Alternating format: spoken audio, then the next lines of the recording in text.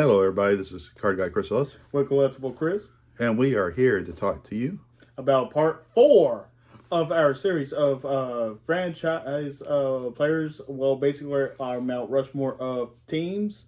So today we have the Nationals or Expos, the Baltimore Orioles, the San Diego Padres, the Philadelphia Phillies, and who knows, maybe the mascot is actually on the list, and the Pittsburgh Pirates. That'd be a first, but I can see a couple mascots. I can see a couple mascots. I think I know which one. I think I know which one you might be talking about here. Hey, I would put him there. I would. I just thought about it this morning, honestly. Hey, I would put the Philly fanatic in the Mount Rushmore of Philadelphia. Hey, that's a good one. So I guess we're going to go ahead and start with the Nationals. You want to start off with who you got number one? Sure. And this is a personal thing for me, mainly because it was the first legend I basically collected for my whole collection, thanks to Dad and me just learning about the guy. I had to go with catcher Gary Carter as my first person on the Mount Rushmore for the Nationals, former Expos. 262 career batting average, 324 home runs, which was actually the most home runs for a catcher until Mike Piazza. 2,092 hits. He is a Hall of Famer, 11-time All-Star. Did win the 86 World Series. He is a 3-time Gold Glover, 5-time Silver Slugger, and also was a 2-time All-Star MVP. Always had a great smile on his face, but when it came behind the plate, he could be very aggressive, very ruthless. Rarely lost a ball with collisions, but it was Gary that kind of hinted the fact that catchers should be more protected. So he was definitely a advocate for that, especially with some of the hits he took in his career. But even after baseball, he was still an advocate, being really down to earth, a great guy for the community, did a lot of community service as well for baseball inside and out. So Gary Carter for me, number one. Yeah, definitely a Hall of Famer. He was definitely that. Also known as the Kid. He was one of the few to be known as the Kid. Of course, Griffey, also known as the Kid, but Gary Carter was the first one I ever knew. There's, I think, another player that had the nickname. Like my son said, gave you the stats already. Great player. Gary Carter was my number one on the Mount Rushmore too. Cool. I think we all agree at number two too on that. So you want to go number two? You want me to do number two? No, you can go ahead and do number two. You can start us off, and then I'll do the statistics if I'm thinking about who you're thinking. Okay. Number two for me was Andre Dawson, the Hawk. He was an 8-time All-Star, NL MVP, NL Rookie of the Year. He had 8 Gold Gloves and a 4-time Silver Slugger. Obviously a Hall of Famer. If you want to give the actual statistics on his stats. 279 career batting average, 438 home runs, 2,774 hits. He was seen as a MVP caliber player, but he really did not gain that MVP accommodation added to his career until his first year with the Cubs.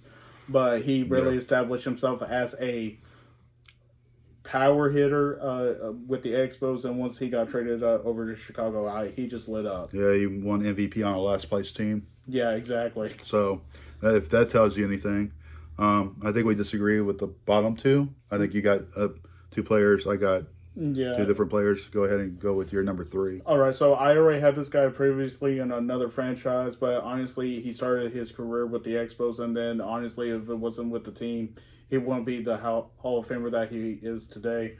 I could say Tim Raines. I wanted to say Tim Raines, but I think Vladdy Guerrero Sr. Just had more of a positive impact for the Expos, especially when the franchise was about to head its way to Washington.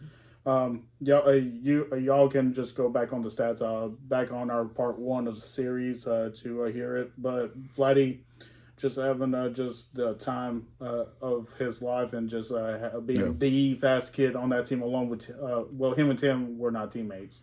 But when there's Tim, some good players. There's some good players on that Expos team, though. Yeah, and with Tim, once Tim left for Chicago, they got Vladdy, and Vladdy was basically the new speed kid for the team. So. Yeah, could out-throw anybody in the outfield, had a great arm. One of the best bad ball hitters of all time. Ball hits the ground, he was going to swing at it. The guy had unbelievable hand-eye coordination. Yeah, I went with Tim Raines, The Rock, 7-time All-Star. He won. He was a 3 times World Series champion.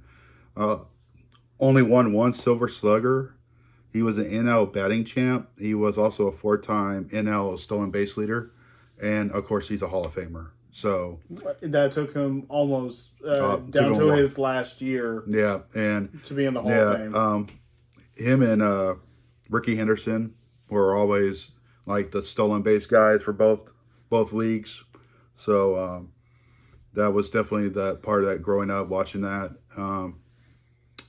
Your number 4. I like your number 4. I almost went in your number 4. But I respect your number 4, and honestly, if you just want to show that card right there, Yeah.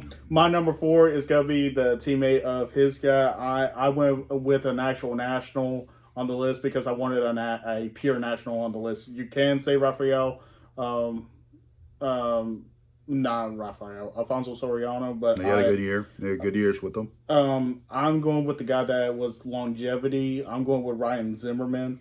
Career 277 batting average, 284 home runs, 1,846 hits. He was a 2-time All-Star.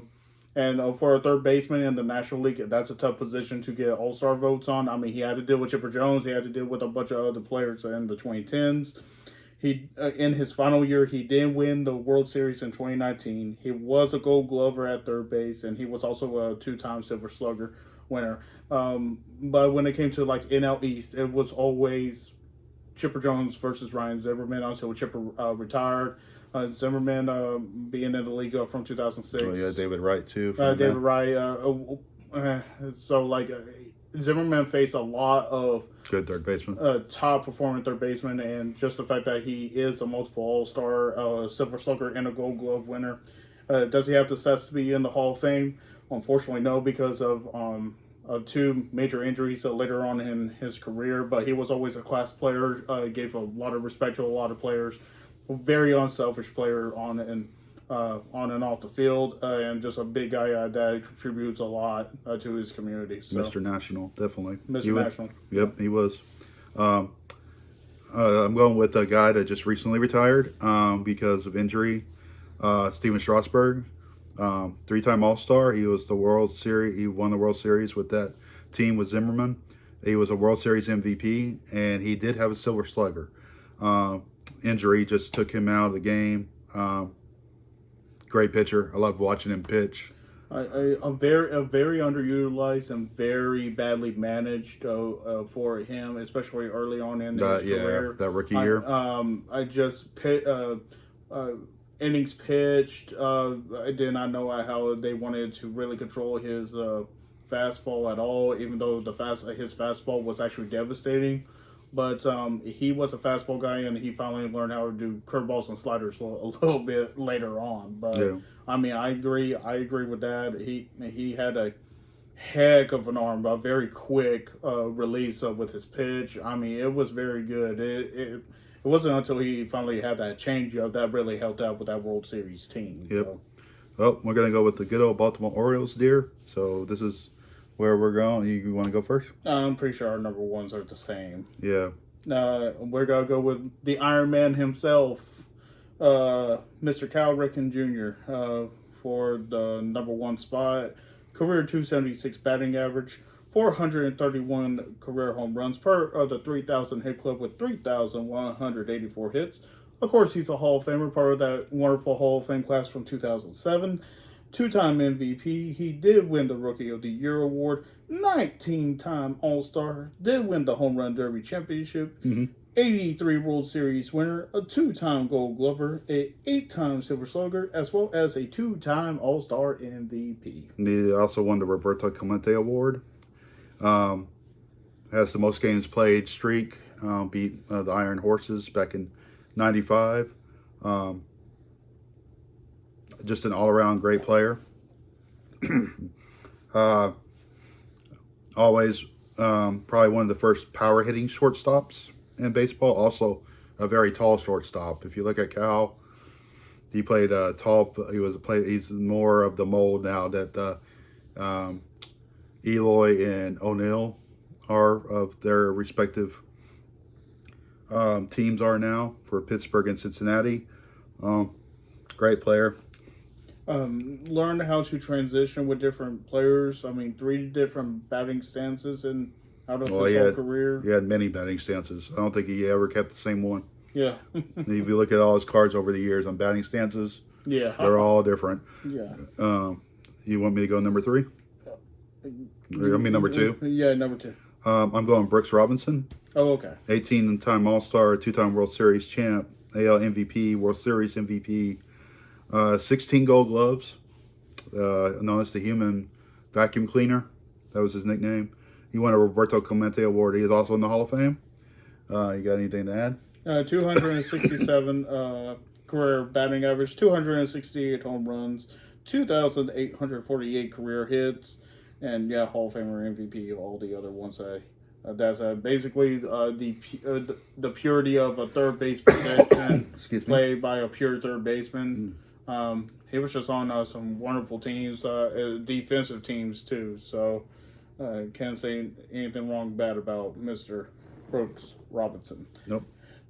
He's number 3. That's why I have his statistics. But my number 2, I had to go with another guy I started collecting thanks to that. I'm just watching this guy's old film. I'm going with Eddie Murray. He's my number 4. So we can go ahead. Okay. 287 batting average, 504 career home runs, 3,255 hits. Hall of Famer, did win the Rookie of the Year award. 8-time All-Star. 83, a part of that 83 World Series championship team with Cal, 3-time Gold Glover, 3-time Silver Slugger. A guy that should have not been traded a lot as a player, almost as bad as Ricky Henderson, but no one will surpass Ricky Henderson's teams. But just a guy that just, wherever he went, he contributed. Just a great player. Played on some good teams though, and always stayed healthy. He really didn't have one bad injury out of his whole career. Nope. I agree with you. I have number 4. So, and I think we have this guy on the list too. I'm going Jim Palmer as my number 3. I think you have him as number 4. Yep. 6-time All-Star, 3 World Series championships, 3 AL Cy Youngs, 4 Gold Gloves. He won. Of course, he's in the Hall of Fame. All the Orioles that we picked are in the Hall of Fame. So, you got anything to add? I know his statistics are pretty good. 4-time Gold Glover as well as a 2-time ERA title winner. Yep. 268 career wins to 152 losses. Pretty good. A 2.86 ERA, 2,212 career total strikeouts. Yep. Had a good career there. Oh, yes. All right. Now we're going to the San Diego Padres. This should be a good one. And I think our number 1's the same person. And since this was one of your all-time favorite guys, I'll let you take it over. I'm going to go with Mr. Padre. Tony Gwynn is number 1. He's a 15-time All-Star, 5 Gold Gloves, 7 Silver Sluggers. He won the Roberto Clemente Award. He's an 8-time batting champ. And, of course, he was in the Hall of Fame. One of the best pure hitters in baseball. If you look at statistics just against the Braves, pitchers itself, one strikeout. You would be amazed. He's one of the greatest hand-eye coordinations. He always talked about hitting the ball through like it was like if you were hitting a pool cube. Like it would go. You want to go between the I forgot what Sony called it, but he always goes hit it between that shortstop and that third baseman. Hit it in that area or hit it where they're not. But you can go with the other statistics. His career batting average and his 338 career batting average, was never seen as a power hitter, but 135 career home runs, 3,141 hits. And if you just look at the cards too, you would always see that little thing of tobacco in his back pocket. So yeah, which unfortunately took his life. But he was. I mean, he was also a basketball player at San Diego State, a very good one. He also ended up coaching at San Diego State. He actually coached Steven Strasburg, so was his manager at San Diego State. Great guy, deserves every accolade he ever. And they got some cool stuff on Baseball Ism's website of Tony Gwynn right now, shirts and some special hats. So they look really cool. You want to go with your number 2? I think my 2 and your 2 are the same. When it comes to walkout songs, I think this guy had the very first cool walkout song with Hell's Bells. Of course, I'm talking about Hall of Fame closer Trevor Hoffman. 61 career wins to 75 career losses, 2.87 career ERA, 601 career saves. First actual closing pitcher to fully be in the Hall of Fame. 1,133 career strikeouts, which is pretty good though for a closing pitcher. 7-time All-Star, as well as a 2-time how do you say it? Rolaids relief man. Rolaids relief man. Just anytime you heard those bells, you know who was coming. So, closing pitchers like that have walkout songs today. Thank Trevor Hoffman. Yep. Thank Mariano Rivera. So, but just a wicked slider. Knows how to control a fastball, unless someone knows how to hit that fastball. But that devastating slider, almost as good as Dennis Eckersley. But Lord have mercy, had that zip. Yep. I think we Trevor Hoffman's my number 2. We agree on him. I think we also agree on your number 4 and my number 3 are the same. Oh, really? We only disagree on one. Oh, okay. I didn't know you had PV. I put PV. Wow. I had to put PV because PV's one I like. PV, always have. He's a 3-time All-Star, 2-time World Series champion. He won the NL Cy Young, also won the Pitcher's Triple Crown, and has a Gold Glove. I mean, you can go with the stats on PV. Also a 2-time ERA title holder. 152 career wins to 126 losses, which is really not bad. A 3.63 ERA, 2,207 career total strikeouts. So you hear the statistics he should be considered into the Hall of Fame. It's just the fact that he did not get a lot of votes, unfortunately. No. Because he's already voted out, isn't he? Well, the Veterans Committee will. Veterans Committee, I can vote him in, but PV was just a he's a short guy too. PV is a short guy when it comes to pitching, but that stature actually helped him. Yeah. Because he could deliver a high fastball and people would chase it. But the best pitch of his was his changeup. No. Like that changeup, had a lot of control, and everyone forgot how good control is for a changeup, especially when it finally dips down on you. So, I love PV. So okay. And then I think your number 3 and my number 4 are different. Okay. So you want to go? All right. No, you go with number 3. Okay. So my number 3, you can put him in another franchise, but he started his career with the Padres, and he's the first Padre to be in the Hall of Fame. First one to don the hat. So I put Dave Winfield, career 283 batting average, 465 career home runs, 3,110 hits. He is a Hall of Famer, a 12-time All-Star, part of the 92 World Series team, 7-time Gold Glover, and a 6-time Silver Slugger. Yep. Dave Winfield was drafted in all 3 major sports. He was what you would call Bo Jackson before Bo Jackson. Great physical athlete. The man was huge. Dave Winfield was a scary guy to have there coming up. But my guy is the first catcher I ever got to see throw out people from his knees. He obviously perfected this. You ever go see some highlights? Go see highlights of this guy. Benito Santiago was a 5-time All-Star, NLCS MVP. He won the NL Rookie of the Year. He had 3 Gold Gloves and a 4-time Silver Slugger. The man could throw anybody out. The guy was scary for his first 5 years of throwing people from his knees. Very skinny guy, very thin, but he had the record for most consecutive hits by a rookie, I think, when he came up in '88. Man was just magical that year. So we got the Philadelphia Phillies. We got to put the Fanatic on the Mount Rushmore. Nah, Okay. I didn't. But Okay. I just thought it Okay. was funny if someone actually did.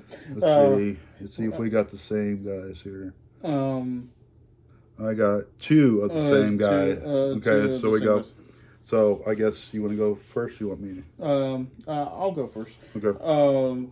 And our number ones are the same. Of course, Mr. Philly himself. Our 1 and 4s are the same. Yeah. Mr. Philly himself, Mike Schmidt, .267 career batting average, 548 career home runs, 2,234 career hits. He is a Hall of Famer. He's also a 3-time MVP, a 12-time All-Star, part of that 1980s World Series championship team, a 10-time Gold Glover, a 6-time Silver Slugger, as well as a World Series MVP. The man with the stash. Yep. The guy was a good player. Could hit bombs. Him and Del Murphy had those home run races. Mike Schmidt was a great third baseman. Probably one of the best third basemen of all time. Enough really said. I mean, guy was just good. You want to go with number 4 since our 4th is the same? Sure. Okay, go ahead with number 4. Jimmy Rollins, a short guy that knows how to actually hit. Career 264 batting average, 231 career home runs, 2,455 career hits. He actually did win an MVP, 3-time All-Star, was part of the 2008 World Series championship team, a 4-time Gold Glover, as well as a Silver Slugger winner. Kids today will know him through MLB The Show. And, of course, everyone that just watched Jimmy Rollins, you knew how bad it got, especially with the Phillies against the Braves. I thought he would have been to more All-Star games, honestly. Yeah, exactly. Because he did win the Roberto Clemente Award. You would think, though, his Phillies years were like 8 years. And you would think that majority of those 8 years, he would have been at more All-Star games, even later. But, hey, all right. Because he had to deal with Jose Reyes. Yeah, there were some good shortstops too back then, back in that era too. The face-off. You want to go with your number 2?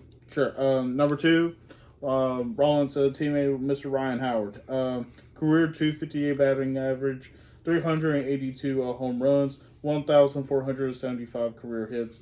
Won the MVP as well as the Rookie of the Year award. He was a 3-time All-Star. He did win the home run derby championship. Part of that 2008 World Series win. Did win the Silver Slugger, and he was also a NLCS MVP. Injuries hurt him. Oh yeah, that last at bat, that one there in the playoff. Yeah.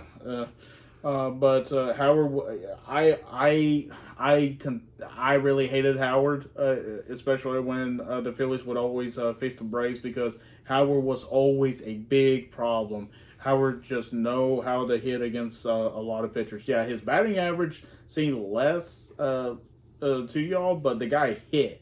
That was the thing. He hit. He didn't strike out as much until later on in his career. He would hit the ball. Yep. Yeah, outfielders will catch it, but at the same time, they would need to run. Yep. So, Howard number 2 for me.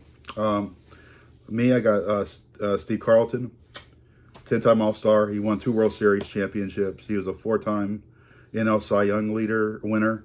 He won the Triple Crown for pitching, had a Gold Glove, and of course, he's a Hall of Famer. I mean, Steve Carlton, great pitcher. Because pitched with the best of them. Him and Tom Seaver had some good years going against each other. You want to go with your number 3? You pretty much got the top 3 of the 2000s. No, the 2000s, yeah. Yep. Because I mean, I grew up with these guys, and I had to respect their game. So yeah, they were a good team.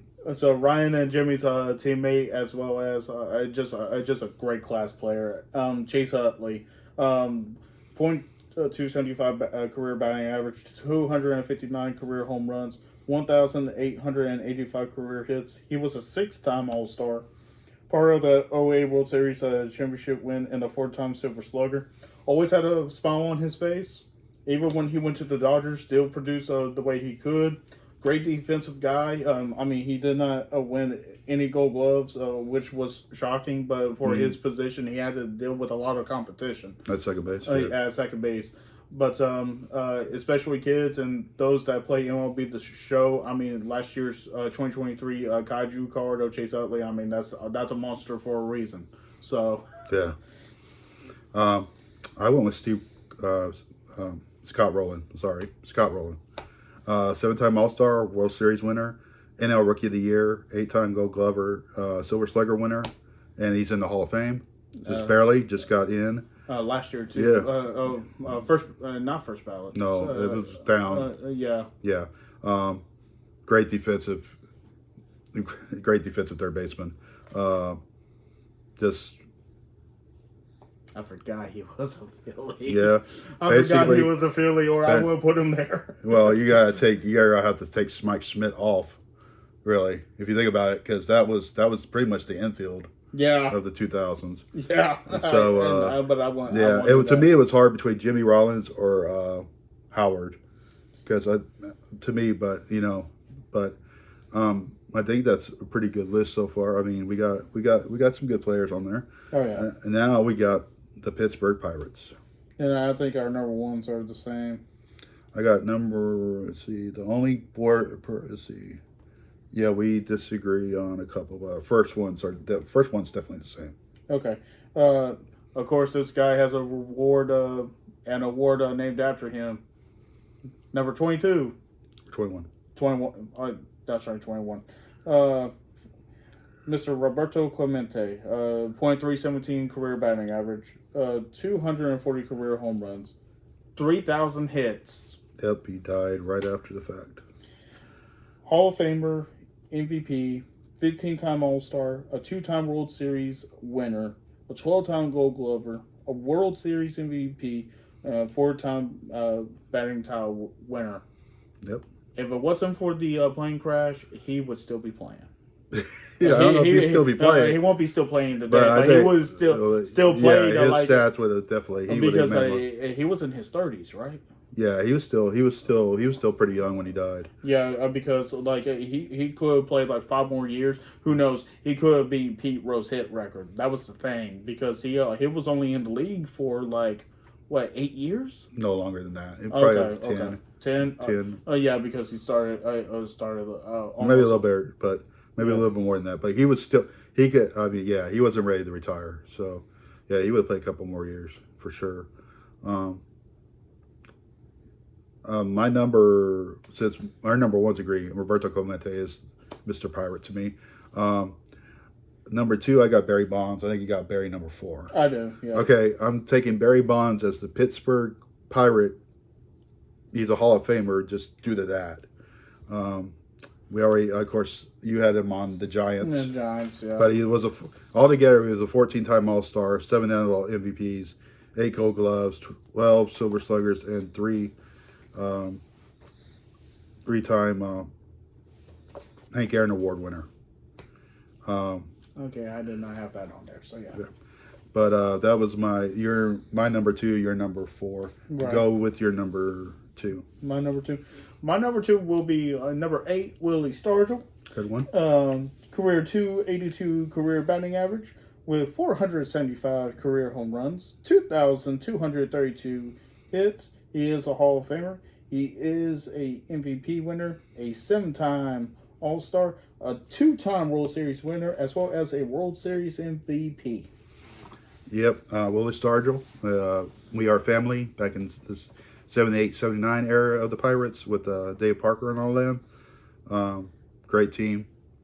And I think you got Parker on your list, don't you? Yep, I got Parker as number 3. Oh, wow. Go ahead, Dave Parker, the Cobra, as he was known. 7-time All-Star. He won 2 World Series, one with Pittsburgh, one with Oakland. He was an NL MVP. He was a 3-time Gold Glover, and he won 3-time Silver Slugger. The man was a beast. The guy could throw out anybody running from right field. Great player. Unfortunately, right now he's going through a medical condition, but a great player. Should be in the Hall of Fame, I think. But that's how it goes on that. Your number 3. My number 3, one of the most expensive rookie cards known to man, as well as one of the biggest scandals of U.S. currency history. And if you don't know about it, I'll just watch the Mysteries of the Museum. Of course, I'm talking about Hannes Wagner. Career 328 batting average, 101 career home runs, but with not a lot of home runs, he made up with speed and contact. 3,420 hits, 723 stolen bases, which was the most until a certain player. Well, most of still Lou Brock, and then Lou Brock rookie. But Yep, exactly. Hall of Famer, 1909 World Series winner, as well as an 8-time batting title winner. Wagner had a short career, but what he made up for in power was with contact. So, like Wagner, I mean, there really is not a comparison about Wagner's play today. I mean, where stands where to everything, and just the fact that his cards are just the most sought after for any collection. Yep. My number 4 is Doug Drabeck. He played with the Pirates during those good late 80s, early 90s teams. He was an all-star NL Cy Young winner. Good pitcher, very controlled pitcher. It just got, look back at some of the old tapes. But yeah, I think so far we've done good on this. I think. So far. Yeah, I mean I agreed with your players, and you agreed with mine. So yeah. Next week will be interesting for part 5 of 6 of our franchise. Yeah, so which will be what teams will be doing next week. So. Next week we will have the Texas Rangers. Okay. We will have the Tampa Bay Rays, which is going to be a very interesting one in my opinion. Yeah, that one will be. Especially since not a lot of them are Hall of Famers. One should be, in my opinion. Yep. The Cincinnati Reds. That'll be a good one, I think. Another historic one, the Boston Red Sox. And another hard one, in my opinion, the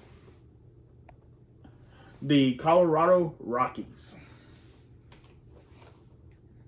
Of course, I think we both have one for sure for the Rockies. I think we'll have more than one. Okay. But next, I think the hardest one will be on the finale. Of course, For you, yes. I don't know for me, but for you, yes. I know you're going to be like splitting hairs on that one. Oh, I already did it though. Oh, that's good. That's good. You got it done. You don't have to split hairs anymore. So I got nothing else. You got anything? Well, I already told you, so I'll share it with them. For the first time in my life, I actually bought a case of card product. I got a case of 20 blasters of 2022 Diamond Kings. So 2022 has Strider's rookie year, of course. I'm looking for that, but as well as Downtowns. Yes, there are baseball downtowns. If you did not know about this, trust me, it kind of hit shock for me too, because I forgot that baseball did from basically 2018 till 2022 before Panini lost their contract to do baseball product. So I'm going to be doing some downtown hunting. That year, Shohei Ohtani had 2 versions of downtowns. So, of course, I'll be looking for that.